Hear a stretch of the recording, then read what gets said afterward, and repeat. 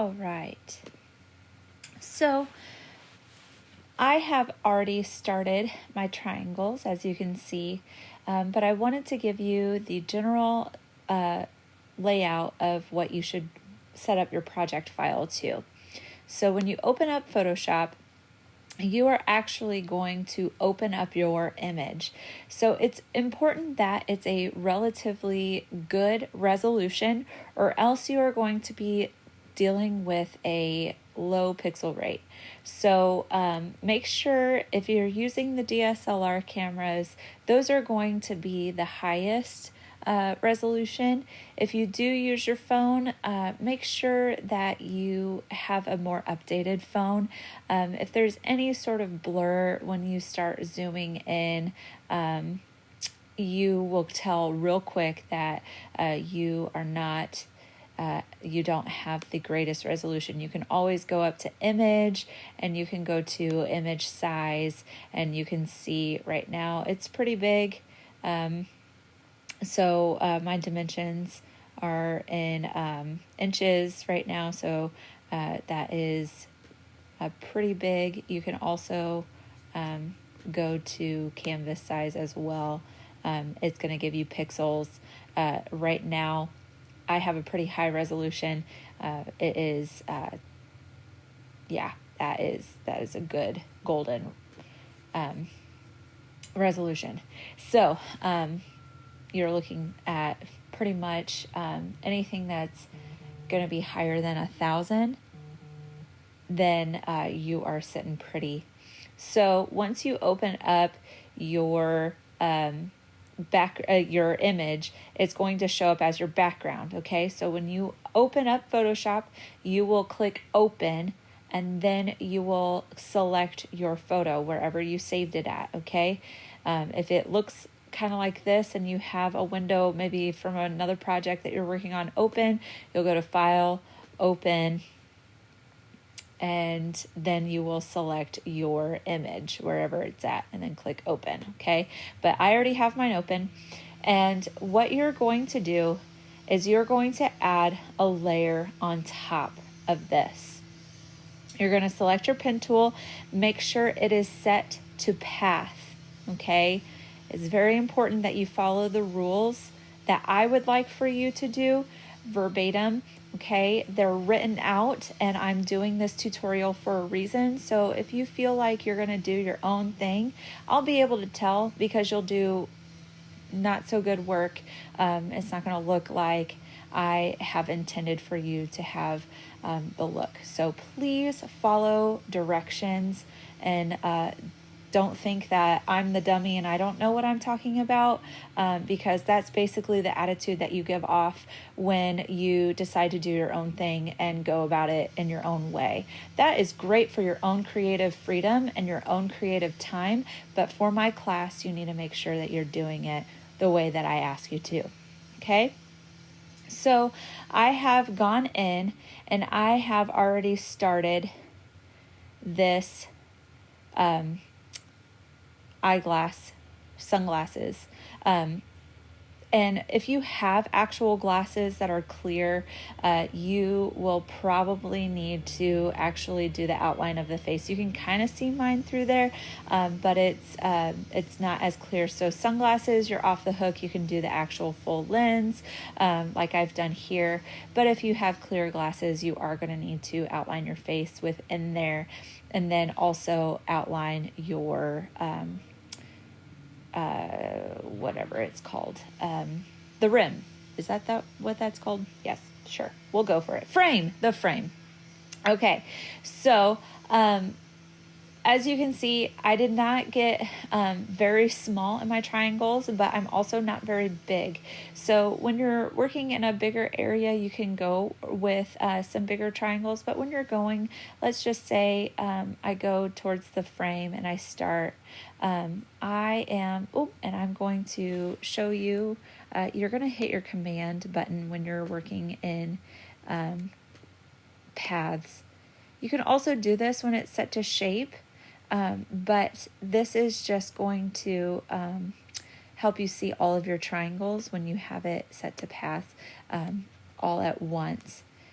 Also, I will highlight that it is very, very important that you save and save often. I would say every like 10 to 15 minutes. So if you need to put on a timer, you can. So I went through and I kind of shaped up using my command tool, my direct selection tool. So when you hit command while you're in the pen tool, you will bring that tool up. So I'm just going to go through. This is why it is so important for you to be able to zoom in pretty close, because what I'm trying to do, you have this pixel grid, and it will snap to the grid. So I try to, even if I'm starting a triangle that's along the diagonal line, I try to start it where it actually hits in the middle of that pixel grid, just so that I can move all of my points to that. It just makes it simpler and not as messy. Okay, so like I was saying before, if I'm going for my rim, let's say I start right here, I can, and again, I'm going to go where it kind of meets that, and then I'm going to finish my triangle. I'm going to, let's say I want to just start another triangle right here. You always have to switch off of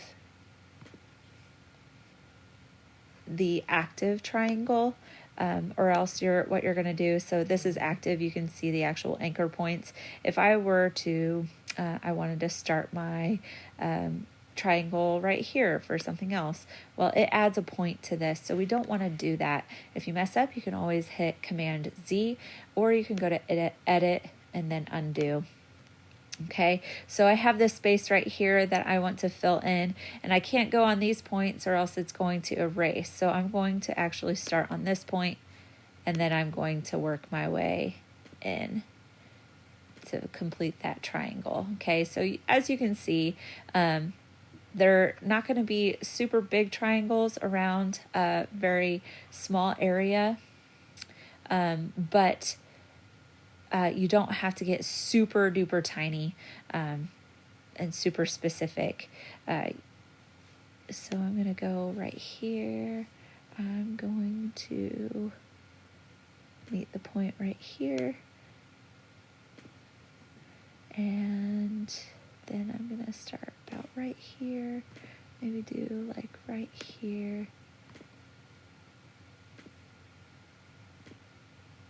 So really, it's just kind of piecing it together as we go. So I am not going to do the entire thing for you right now, because that would be time consuming and tedious. And I am also working I'm working my computer a lot, my little tiny computer. So I'm going to save just in case we get the spinning wheel of death. I hope I don't. Okay, so when you are all done, so that means this is all filled up with triangles. Okay, so the hair, the forehead, the eyebrows. Okay, and also just treat every single thing as one entity. Okay, so the lips would be all together, the eyebrows, that would be signaled out. So don't be doing like boom, boom, boom. Okay, you're going to get two different tonal areas right here. That's not okay. Don't do that. Okay.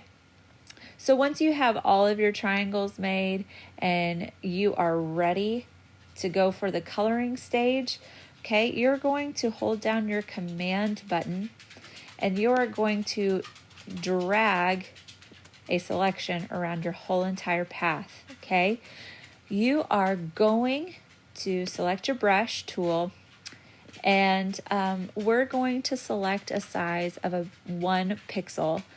We're going to make it hard round, and we're going to change that hardness to 100%. Okay, now go into your color picker, and we are going to select a pretty neutral color, a light neutral color. I'll go with this one, and I'm actually going to I'm going to go ahead and add it to swatches, because we'll actually need it later. Okay, so if you don't see your swatches over here in this area, you can go to window and you can view the swatches. Okay, so I had actually saved one previously. This one's a little bit different, so either way it's okay. I'm just going to stay consistent with it and I'll show you why. Okay, so once I have everything highlighted and I have my brush set and I have my color set, I am going to go back to my pen tool. You can right click on it or you can hit Control click, and you are going to stroke the path, and you're going to make sure this is set to brush. So the reason why we have an extra layer is so that that is stroked on here and not on our actual background. Okay, we want it to be its own separate entity. So if I were to zoom in, you would then see along the path that is stroked in my very neutral color. Okay, so now the fun coloring part. Okay, we are going to select our paint bucket tool. You can hit G on your keyboard, and we are going to start selecting colors in each tonal area and using the paint bucket tool to color. So how you would do that, you're going to hit Alt, which is going to bring up the eyedropper tool. You're going to select an area, and then in that area, you're going to use your paint bucket tool and paint. Okay, now I have some weird different tonal areas. I could keep those and that's totally fine, or I could stay consistent with the brown and that's totally fine as well. So if you don't want to go with what your reflections are and whatnot, you can change it. Okay, so as you can see, I am using Alt click, and that is selecting a color. Okay, so for the most part, I'm keeping pretty consistent with these browns, and I'm just coloring in each of my triangles. Now, if the triangles get too small or too skinny, it is going to kind of pixelate and not look as good. So just be conscientious again of how big and how wide your triangles are. If they get too skinny, you might see a little bit of distortion. Especially you'll notice that if you didn't notice already before you started doing all of this mumbo jumbo with your resolution of your picture. So the resolution of your picture is definitely going to help. I'm just going to go ahead and go for it and do these cool colors and see what it looks like. It might look pretty cool. So again, here's a skinny triangle. I'm not liking that white, so I'm going to undo, and I'm going to, so you can see it's kind of getting a little off right here, which if I zoom out and all that stuff, it's probably not going to matter, because what we're going to do is we're actually going to use our very neutral color as our background color as well. So it'll kind of blend in anyways. Okay.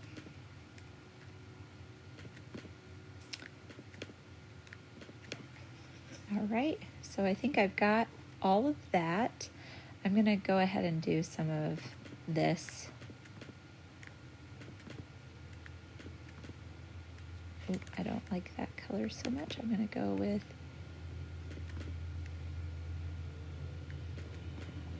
I'm going to go pretty consistent with the colors in there and try to keep with these like tans and these dark browns. But I don't have any more triangles because I stroked my path and spinny wheel of death. So I will be right back, and I will show you the next step. Alrighty, so I'm back. Got the spinny wheel of death figured out, and this might look a little different than it was before because I had to actually go and redo the color.